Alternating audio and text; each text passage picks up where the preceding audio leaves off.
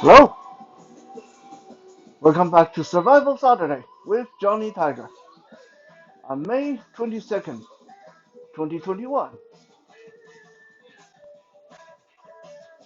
So today I was fortunate enough to sit in on a small uh, martial art related conference on the Clubhouse app. I didn't get to answer the question during the conference because it was kind of busy and there were already a lot of people trying to get their answer in. But when this question came up, I made myself a promise that I was going to uh, do some videos on it later. The audience that asked the question asked that um, are there videos out there that would address how to deal with threats from behind when you are out and about on the street. And I've talked about this in some past video before. I remember talking about the bear hug and stuff like that. But, you know, it's buried quite deep beneath a lot of other videos. And I figure that if I even have problem remembering which episode it was, most of you probably won't be able to find it either, not without extensive digging. So for the next three videos, I'm going to be addressing this very good uh, question, how to deal with threats coming up from behind. Why does it take three videos? Because there's three distinctive situations that I want to talk about in detail, and I don't want to have to rush through one session. The three distinctive situations that we are dealing with when dealing with threats from behind. I'm not counting someone just walk up to you and nail you on the head with a baseball bat or a stick from behind, or someone just hit you over the head with a brick, or someone just come up to you and shank you in the kidney with a butterfly sword or something like that. Okay, those situations, honestly, there's not a heck of a lot you can do unless you know in time to start turning around or start making distance. If you don't see it coming, if you didn't know it's coming, someone doing that to you, you are either going to end up in the hospital or you're going to end up in the morgue, right? So situations like that, it's like talking about, okay, what do you do if the airplane is going to crash when you're up there in the sky? Well, there's no point talking about it because there's not a heck of a lot you can do. There's not a lot of options. Obviously, if the airplane is going to try to do a landing on the ocean or on the lake, or if you're still on the ground, or if there's going to be a crash landing, then there are things that you should know. But if the airplane just suddenly decides to drop out of the sky, there's not a heck of a lot you can do. That's just the way it is. No life jacket, no parachute, no escape hatch, no escaping slide is going to save your life. Self-defense is the same thing, right? If I'm walking down the street, I can be the most badass person in the world. I can be the most highly trained soldier in the world. I can be walking down the street and some little 10-year-old kid suddenly come up behind me and put a knife in my kidney. Well, there's not a lot I can do. I'm probably going to die. Okay? So we're going to leave that part out of it because talking about things that no one can do anything about is counterproductive. And honestly, if you are living the kind of life that the thought of someone wanting to shank you in the back is a real concern, then my best advice to you is you might want to move to a different country, change your name, and change your way of living. Because as many people as I have pissed off in my life, and believe me, I've pissed off a few, there are still people in this world, some of them local, that really hate me. I probably wouldn't shed a tear if I get run over by a garbage truck. But I don't go out worrying that they're going to walk up to me and shank me in the back and kill me, or hit me over the head with a rock and kill me.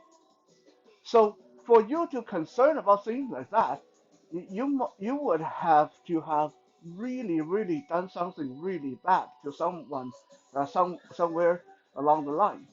Okay.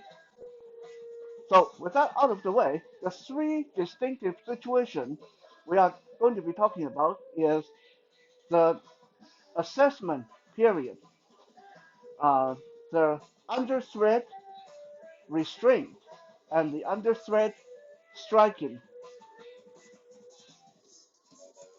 What do I mean by that? That sounds kind of complicated. Well, the assessment period, which is going to be our main topic of the day, is when you are still in that limbo where you're not sure if you have to fight for your life or not.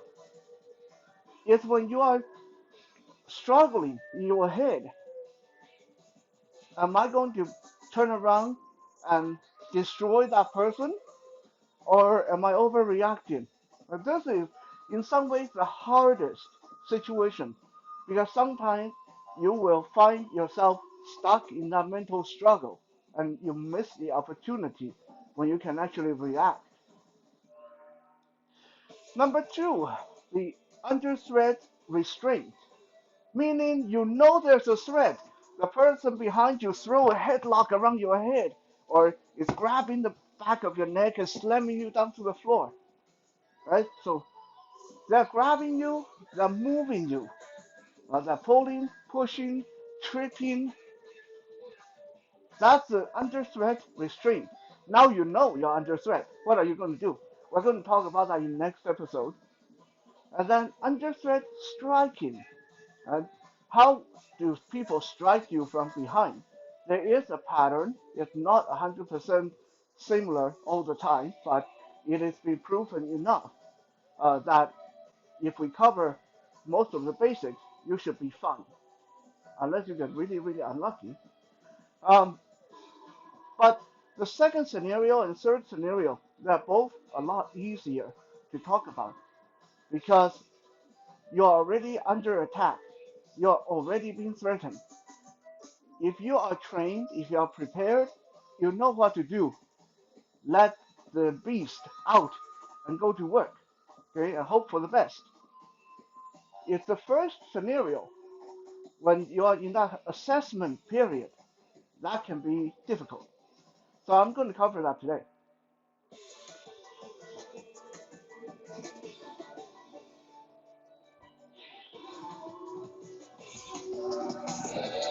Let's say you're on the street.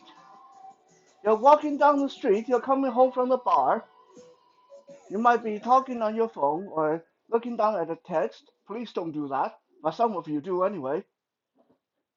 Pay attention to where you're going. Pay attention to what's around you. Don't impair yourself with loud music, answering text, and stuff like that. You can do that when you get home. But okay, you're walking down the street, and suddenly, behind you, very close to you, there's a guy that's saying, "Hey, you," or someone just goes, "Hey, you there," or someone says, "Hey, whoa, excuse me." What do you do? Well, a lot of people will look over, turn around, and most of the time, you're perfectly safe. But lately, in the past 4 or 5 years, there have been these games played by young people, college kids, high school kids, to see if they can get someone's attention on the street. And as soon as the person turns around, the pow, punch them in the face, and they catch the whole thing on camera. Ha ha, big joke, big laugh, great. And while you're standing there with broken nose, or you lost a couple of your teeth, and dental treatment is expensive.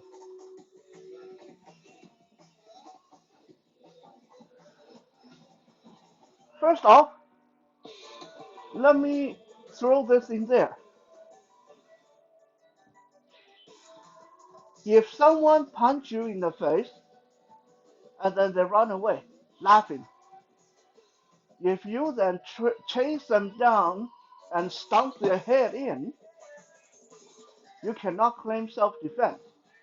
That is at the most justified revenge. I don't know if that's even a legal term, but it will not be self-defense. If the person is already extracting themselves, and then you chase them down and beat them up, that is not self-defense in the eye of the law. I'm not saying that's right. I think anyone who beats someone up and then run away should totally get chased down and get a taste of their own medicine. But as far as the law is concerned, if you turn around and someone smack you in the face, break your glasses, and then run away, then you probably don't want to chase them down.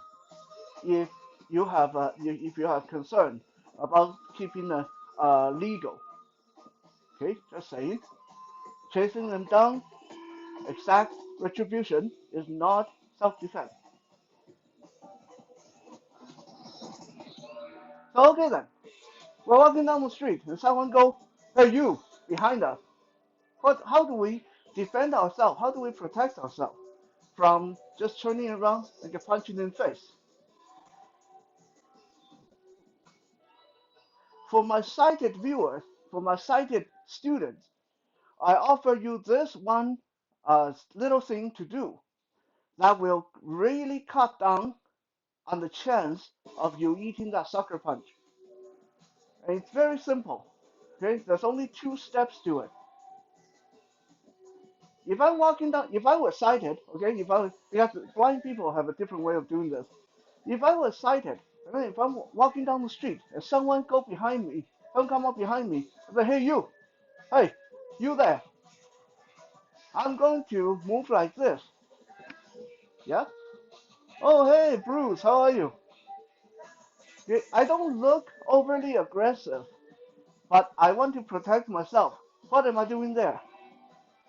The first thing I do, if I'm going to turn right, my right hand come up casually, like I'm checking my glasses or touching my hair. So when I turn, my arm is in the way. If there's a punch coming, most likely it will catch my arm. Or if it comes straight at my face, all I have to do is twitch my hand to put my hand in the way. I can stop it. Right? That is step one. Whichever way you turn, if you're going to spin right, put up your right hand. Spin left, left hand up. Hey, it doesn't have to be like, whoa, like big elbow, right? Doesn't have to look that crazy. Just a casual arm go up and you turn and then fix your hair. Hey Bruce, how are you? Oh, didn't see you there. What are you doing here? Huh? Or if it's really an attacker, I turn around and they try to punch me in the face. My arm get it out of the way, and immediately I can grab them and boom, elbow right in the face. Right? That is step one. Step two. Let's look at this again. I wish I have someone here to demonstrate this with me because I feel kind of silly playing both roles myself. So I'm walking down the street, someone behind me go, "Hey you!" I put out my arm. At the same time, I take one more step forward and diagonally either to the left or to the right. Why? Because if they were going to hit me, they're not going to stand 5 feet away and go, "Hey, you." They're close enough. So as soon as I turn around, boom, right in the face. That is their plan. So I want to get out of that reach without looking too stupid. So since I'm walking anyway, the moment they go, "Hey, you," I take one more step out diagonally. So I'm away from them. I'm one extra stride away from them while off to the side. I'm no longer center line. Okay?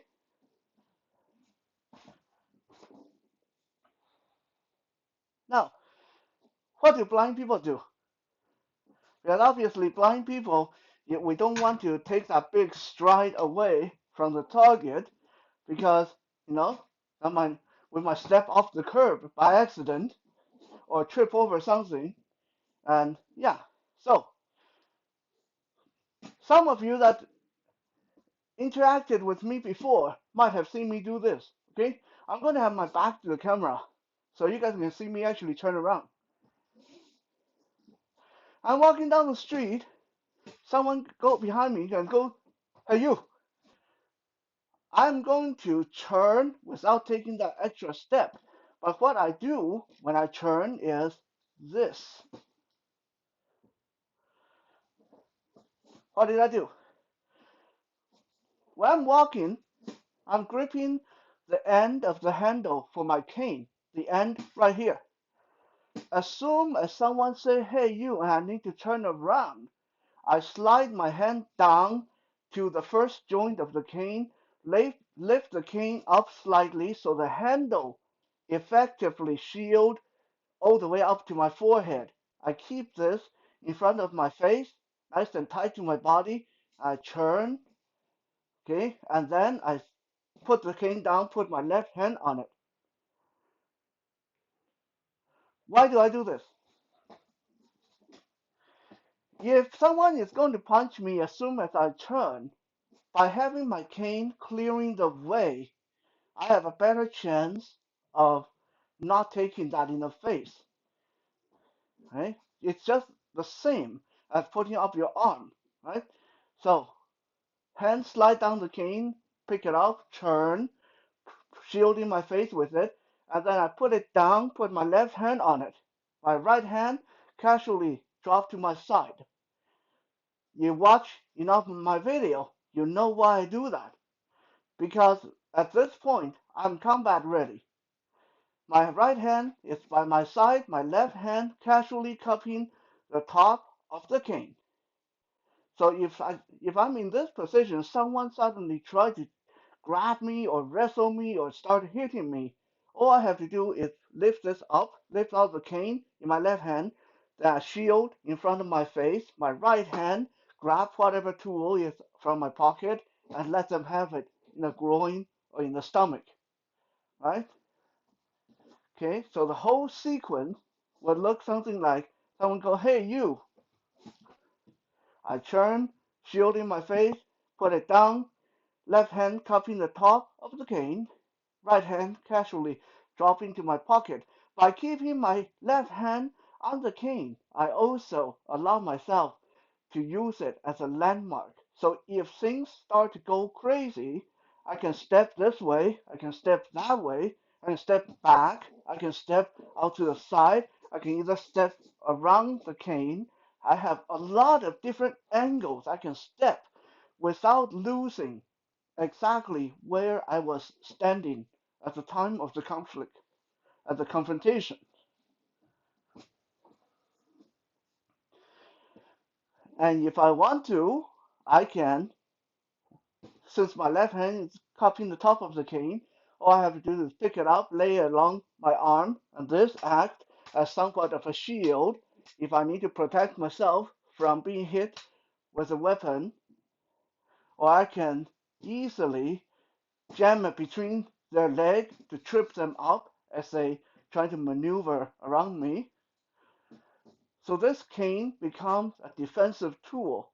I don't believe in using your white cane for self-defense, but if I have to use it for as a defensive maneuver, defensive shield, no problem. I can do that. The most important thing is when I turn, I block my face with the cane, and when I put it down, I neatly switch hand, right hand, or whatever dominant hand you have. Get ready for your self-defense tool that's in your pocket or on your belt.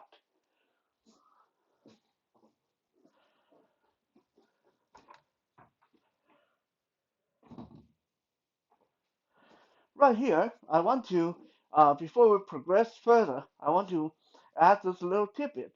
If you ever see me or any blind person on the street, unless we are in imminent danger of getting run over by a car, please do not suddenly shout out, "Hey, you!" behind us, or suddenly grab our shirt and pull us away.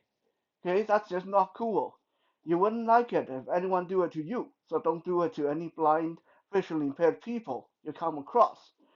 You can just come up to us and talk to us like we are normal people, and then ask if we need help.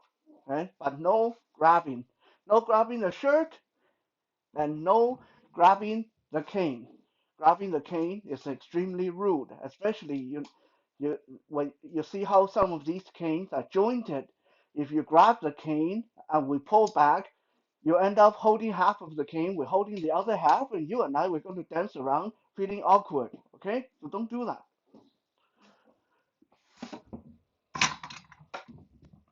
This is not just for our benefit, this is for yours too. Because some of us are extremely edgy and uh, skittish.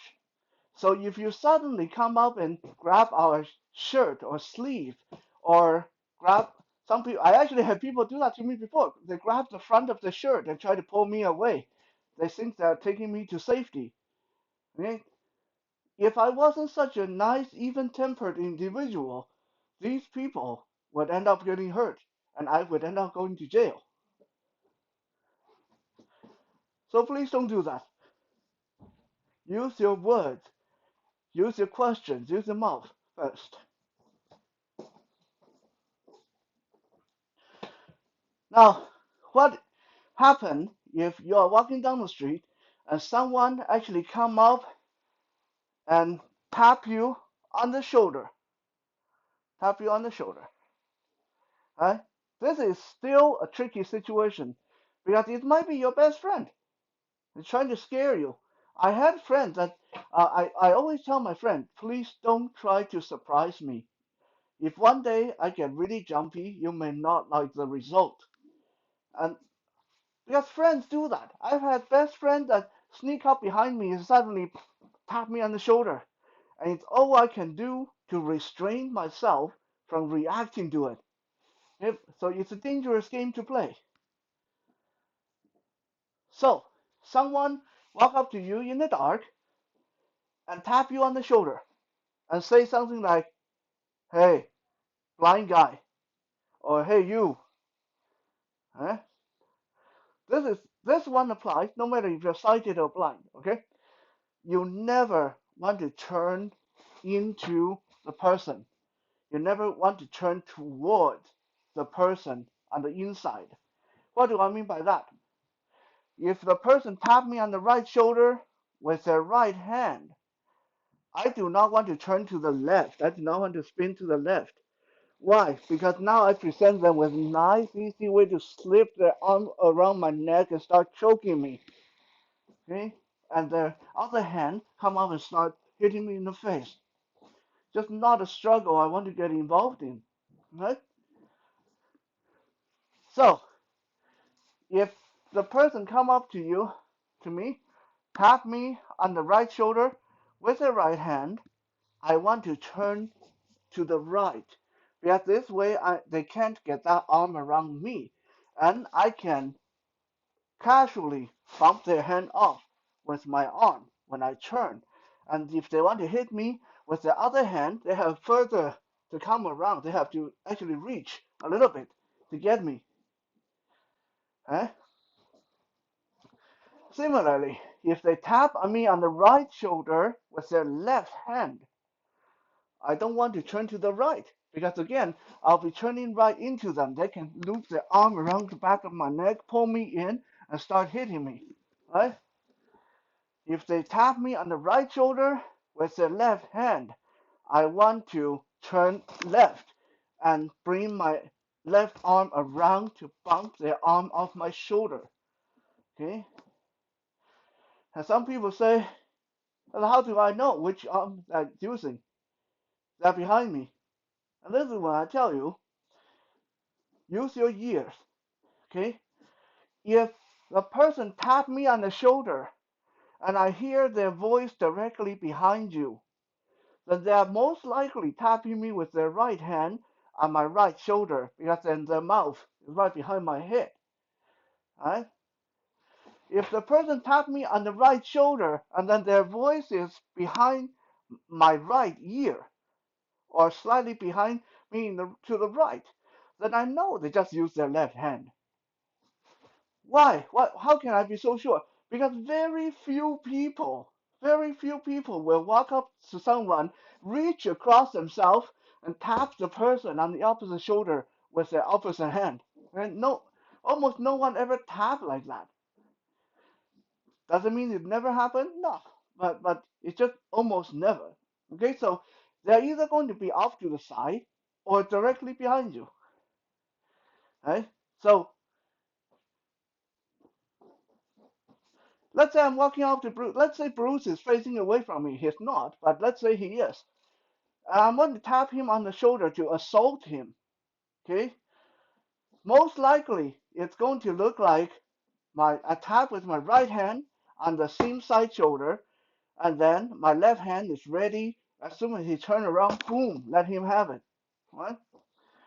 Or I'm going to approach side from the side and tap on the right shoulder with my left hand. And my right arm is ready. So as soon as he turns around, boom, let him have it. So it's very unlikely that I'm going to walk up to him straight on and reach across my body and tap like this. Why? Because if I reach across myself and tap like this, no matter how he turns, I can't hit him very good because my own arm is across my field of vision. My own arm is in the way. That's why almost no one ever tap like that. Okay? So again, listen to what the person says. What if the person doesn't say anything? What if the person doesn't say anything? Well, if the person come up to me and just tap me on the shoulder and don't say anything, I'm going to make distance. I'm going to take that big step forward before turning around. I'm like, what? Because that's incredibly rude. You know, don't touch me. If they don't say anything, just tap you on the shoulder, make distance, take that big step forward, and turn around, and have your hand up and ready.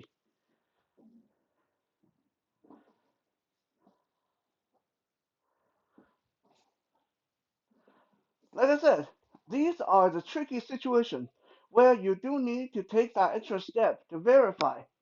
Are they just someone who's lost, going to ask for direction, or are they just some friend playing a trick on you, or are they ready to hit you as soon as you turn around? I hope that after today's episode, it gives you guys some insight into what to do when next time you're hailed from behind or you're tapped on the shoulder from behind. Thank you for checking out today's Survival Saturday. We'll be back again tomorrow for Soul Search Sunday. For now, have a good night.